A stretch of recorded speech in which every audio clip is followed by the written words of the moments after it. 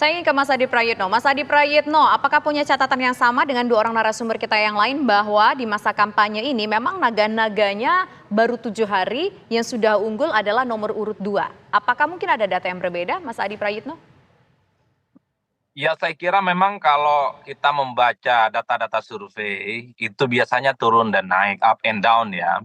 Karena memang itu tidak bisa dibaca hitam dan putih. Misalnya soal bagaimana kita membaca undecided voter dan swing ya. Orang yang satu misalnya belum menentukan pilihan politik, itu kan relatif signifikan di kisaran angka 5-7%. Masing-masing calon presiden dan wakil presiden itu kan tingkat untuk mengubah pilihan politiknya kan juga relatif signifikan di kisaran angka 5-7%.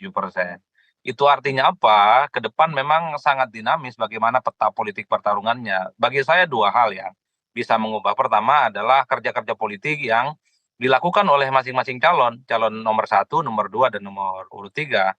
Kalau kita mengacu pada survei-survei yang beberapa kali kita lakukan misalnya, salah satu model kampanye yang paling disukai oleh pemilih adalah ketika mereka itu mampu bersinggungan langsung dengan pemilih, mampu bisa diajak bicara, bisa berkomunikasi secara langsung, dan seterusnya, dan seterusnya.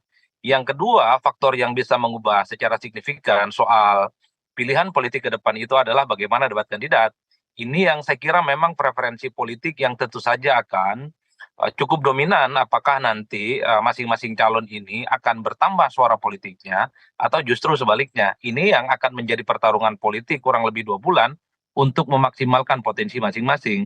Kalau kita membaca rata-rata secara umum kampanye politik yang dilakukan oleh satu, dua, dan nomor urut tiga ini adalah polanya sama. Satu sisi mereka tetap membangun narasi dan opini-opini yang tetap konsisten gitu ya. Dan pada saat yang bersamaan mereka ini terus menunjukkan bagaimana gaya-gaya komunikasi politik yang sepertinya belusukan bertemu langsung dengan tokoh-tokoh kunci, bertemu langsung dengan masyarakat, tetap menjadi alat politik. Inilah yang kemudian menurut saya akan menjadi pertarungan yang selanjutnya, Mbak Tisa ya. Oleh karena itu, memang kalau kita melihat kecenderungan rata-rata secara umum, memang akan semakin sengit. Maka tidak mengherankan kalau belakangan misalnya ketika ada statement politik dari KPU yang seakan-akan meniadakan perdebatan persoalan cawapres, ini kan menjadi ramai cukup luar biasa. Karena dari masing-masing calon ini ada keyakinan bahwa debat juga akan menjadi faktor determinan yang akan menjadi spekulasi publik tentang bagaimana arah pilihan politik mereka ke depan. Ini yang saya kira memang menjadi tanda tanya bersama bagaimana tingkat akselerasi politik yang dilakukan oleh masing-masing calon akan diuji betul dalam 2 bulan ke depan. Kuncinya kalau kita membaca secara umum, memang masyarakat kita itu senang dengan kampanye tatap muka, kampanye-kampanye terbatas, apalagi misalnya dibarengi dengan bantuan-bantuan sosial yang dirasakan langsung sebagai bagian dari kepentingan politik mereka. Jadi tidak mengherankan kalau kemudian setiap calon ini kampanyenya adalah kampanye populis yang dirasakan langsung Baik, oleh Mas Adi. masyarakat, dan menurut mereka adalah mereka yang kemudian akan menjadi pilihan politik yang Sekarang kita bukan ingin hanya ke Mas merayat Ari. sebagai calon Mas presiden. Ari, ini kan kita tahu bahwa masing-masing cawapres ini punya mengusung tiga. Satu, anti korupsi, kolusi, dan nepotisme yang diusung oleh pasangan Ganjar Mahfud. Kemudian Prabowo Gibran kita ketahui bahwa mau memberikan susu gratis, kemudian makan siang gratis. Kemudian yang keempat, maksud saya yang ketiga, kemudian ada Anies Mohaimin, nomor urut 1, mengatakan bahwa berjanji akan menstabilkan harga kebutuhan pokok, akan diturunkan setelah 100 hari mereka bertugas kalau terpilih. Di mana yang paling menarik program-program mereka tersebut? Ya, jawaban secara elektoral paling menarik itu yang program yang mampu menyentuh paling banyak populasi pemilih. Jadi begini, isu terkait dengan hukum misalnya itu memang menjadi kelemahan penting bagi pemerintahan Jokowi yang kemudian mencoba diangkat oleh Ganjar Mahfud. Tetapi publik secara umum bisa jadi belum tentu mempunyai konsentrasi yang sama terkait dengan isu hukum misalnya. Sementara isu ekonomi itu praktis dari kelas menengah atas terdidik sampai kelas menengah bawah itu hampir menjadi isu menjadi populasi seluruh pemilih.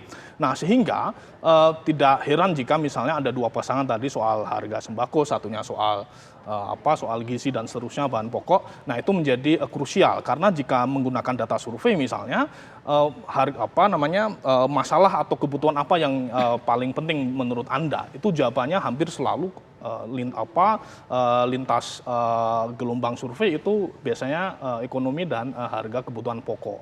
Nah, kenapa? Karena secara populasi agregat pemilih kita memang mayoritas di sana, punya kebutuhan di sana, apalagi Indonesia kelas menengah ke bawah memang cukup tinggi. Jadi kalau di textbook itu kan ada yang namanya median voter theorem. Jadi teori di mana kandidat itu mengambil ceruk pemilih yang paling gemuk. Yaitu siapa? Adalah pemilih-pemilih yang menengah ke bawah yang secara nasional itu menjadi sangat benefit bagi pasangan yang mengusung dan menargetkan mereka terkait dengan kebutuhan mereka, sehingga ekonomi kemudian menjadi krusial. Baik. Nah, tapi sekali lagi tidak berarti bahwa isu hukum tidak penting, itu penting. Tetapi pertanyaannya siapa yang bisa mendapatkan insentif paling tinggi dari isu-isu itu. Nah, kira-kira nanti Anies dengan Ganjar ini bisa overlap nggak kira-kira suaranya nanti pada saat di penghujung mendekati dengan Pilpres?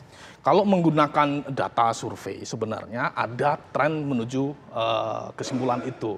Ya, sebenarnya kita selain ada face to face, kita juga ada telepon survei misalnya, kita tidak rilis jika sedikit bocoran dari data survei ini di sini saya sampaikan, itu Ganjar ada tren sedikit menurun, sementara Anies kalau nggak konstan dia naik. Angkanya sekitar 20-an sampai 25% di bawah 30. Nah, jika tren itu konstan ada potensi overlap. Tapi dengan catatan jika publik merasa performa Jokowi bagus dan merasa harus ada yang melanjutkan dia.